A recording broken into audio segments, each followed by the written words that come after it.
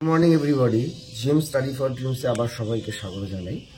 GM study for ড্রিমসের তরফ থেকে আজকে যে ভিডিওতে আলোচনা করা হবে, তোমরা অলরেডি সেটা সম্বন্ধে জানো যে পরীক্ষার ডেট কিছুটা আগুপিছু হয়েছে, কিছু নতুন মেসেজ এসছে পিআরবি ওয়েবসাইটে। আমি বারবার অলওয়েজ বলেছি যে সবসময় ওয়েবসাইট ফলো করবে। ওয়েবসাইট ফলো করলে টেন্টেটিভ ডেট যেগুলো দেওয়া আছে এগুলো কোনো যদি নতুন আপডেট করতে হয় সেগুলো ওয়েবসাইটে দেয়।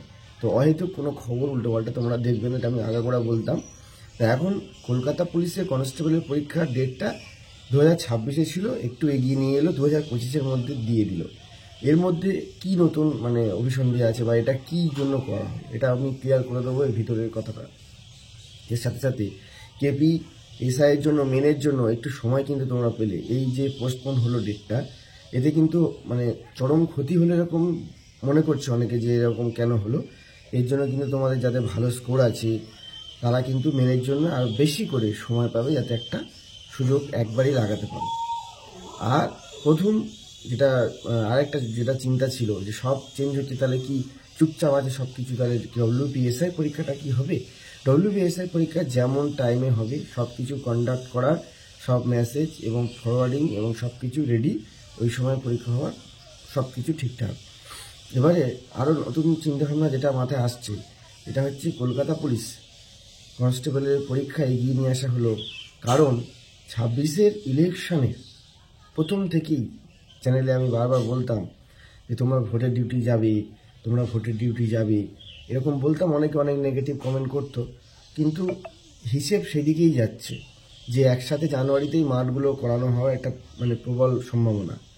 জানুয়ারিতে ফেব্রুয়ারির মধ্যে মাঠটা ডব্লিউবি কনস্টেবল, কেপি কনস্টেবল এবং এসআই মাঠ আগে পিছু করে তাড়াতাড়ি করে নিলে ইলেকশনের জন্য ফোর্সগুলোকে রেডি করা যাবে। তাহলে একটা বড় অ্যাচিভমেন্ট, বড় সুযোগ, যারা পাস করবে তাদের বেশি দিন ওয়েট করতে হবে না। তাই যারা পড়াশোনা করছো ফুলদমে একদম মন দিয়ে ভালো করে পড়াশোনা করো, সঠিক ওয়েতে সঠিক রুটিন মানিয়ে পড়াশোনা করো।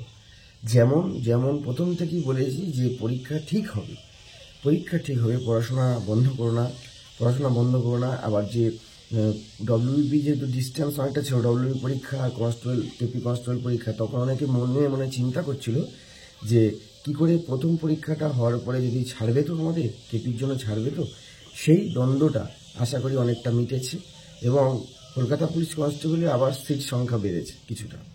তাহলে আবার এর থেকে কী বোঝা গেল যে সিট সংখ্যাও বাড়লো। ডব্লিউবি স্বপ্ন পূরণ যারা করতে পারবে না বা যারা নতুন এই চেষ্টা করছে, হয়তো কোনো কারণে একটু পরীক্ষা খারাপ হলো, তাদের হাতে ডব্লিউবিটা চলে যাওয়ার পরে কলকাতা পুলিশটা থাকবে।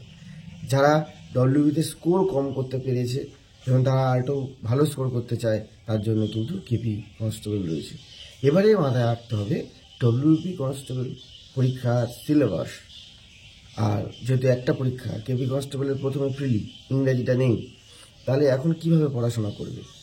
যেরকম ম্যাথ, জিকে, জিআই পড়ছো ডব্লিউবি এসআইয়ের জন্য, সেইভাবে পড়াশোনা করো। এসআইটা পরীক্ষাটা খুব ভালোভাবে দাও, যেভাবে সিলেবাসটা কমপ্লিট হয়ে যাবে ডব্লিউবি কনস্টেবল পরীক্ষাটা ভালো হবে তার জন্য। আর ডব্লিউবি কনস্টেবল পরীক্ষা ভালো হলে ওই যে সিলেবাস যা পড়েছো কেপি কনস্টেবলের, তাই শুধু কেপির প্রিভিয়াস 10 বছরের প্রশ্নটা একটু দেখে নেবে। আর কলকাতা পুলিশের প্রিলিমিনারিতে ম্যাথ, জিকে, জিআই রয়েছে, অসুবিধা নেই। ইংরেজিটা নেই, অনেক ইংরেজি ভয় পাও। আর অনেকে ইংরেজিতে ক্লাস, যেগুলো ইউটিউবে আমি তোমাদের লিঙ্ক দিচ্ছি, তোমরা ক্লাস করছো না, ক্লাসটা সবাই করবে। ইউটিউবে লিঙ্ক দিচ্ছি এখন প্রত্যেকের জন্য, মেসেজ বক্সে আমি কমিউনিটি বক্সে তোমাদের লিঙ্ক দিচ্ছি। আর যারা হোয়াটসঅ্যাপ টেলিগ্রামে আছে তারা তো ক্লাস করছো, কোনো অসুবিধা নেই। তাহলে কিন্তু সেই যা বলেছিলাম বারবার যে তৈরি হও, বেশি সময় পাবে না, সবসময় সেই একই কথা, আবার রিপিটেশন। সবার জন্য একাত্ম করে ডেটগুলোকে এক জায়গায় নিয়ে আসার চেষ্টা করা হচ্ছে, যাতে জানুয়ারি পরে মাঠগুলো করা সম্ভব। তাহলে তোমরা এখন তোমাদের করণীয় কি? এখন ডব্লিউপি যারা কনস্টেবল শুধু পরীক্ষা দেবে, তারা মন দিয়ে সুবীর দাসের অঙ্ক বইটা বারবার প্র্যাকটিস, এছাড়া সাইডে লীলা রয়, পেশা প্রবেশ, অ্যাচিভার্স টেক্সট বুক থেকে তোমরা যদি অনেক টাকা 700 টাকা যদি হয় করার দরকার নেই, যদি একটু কমে অফার পাও তাহলে করবে, নাহলে অ্যাচিভার্স, পেশা প্রবেশ, বিভিন্ন পত্রপত্রিকা থেকে এবং লীলা রয় থেকে প্র্যাকটিস সেট দাও, আর সুবীর দাসটা মন দিয়ে কমপ্লিট করো, ঠিক আছে? আর একটু চঞ্চল ঘোষের অঙ্কগুলো একদম ভুলে যাবে না, একবার অন্তত কমপ্লিট করে যেও, এটা আমার তরফ থেকে রিকোয়েস্ট। আর অনেক সময় চঞ্চল ঘোষের অঙ্ক অবহেলা করে না, একটা দুটো দিয়ে দেয়, ঠিক আছে। আর জিআইও সুবিধাস থেকে করো। আর জিকেটা রেলওয়ে চ্যালেঞ্জার, যাদের টাইম কম আছে হাতে, তারা যাদের হাতে টাইমটা একটু মনে হয় যে আমি পারবো, ক্র্যাকডল বিশেষ বা দেবদত্ত পড়াশোনা করো। আর জিকেতেও মক টেস্ট দাও, সেম যেরকম বলেছি, লেলারয় থেকে হোক, টেক্সট বুক থেকে হোক, বা অ্যাচিভার্স, পেশা প্রবেশ বা জীবিকা দিশারি কর্মসংস্থান, এইসব পেপারে যে সেটগুলো দিচ্ছে এগুলো থেকে করো। আর সব থেকে বড় কথা, ইংরাজি যেহেতু ডব্লিউবিতে আছে, ইংরেজিটাকে 1 ঘন্টা দিনে দাও, অন্তত 1 ঘন্টা আমার প্লেলিস্টটাকে পড়ো।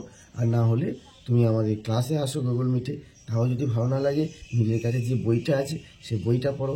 আমার যদি মনে হয় এত 1 ওয়ার্ড ব্ল্যাক বুক থেকে কত পড়বো, রাজ্যের জন্য কিন্তু ব্ল্যাক বুক বইটা নয়, ওটা সেন্ট্রাল এসএসসির জন্য, তো বেছে দেবো আমি। যার জন্য আমার ভিডিওগুলো, যেগুলো 1 ওয়ার্ড ইডিয়ম ভিডিওগুলো আছে, vocabulary, learning part, new mock test series, প্রত্যেকটা প্লেলিস্ট করা আছে, সেগুলো ফলো করো।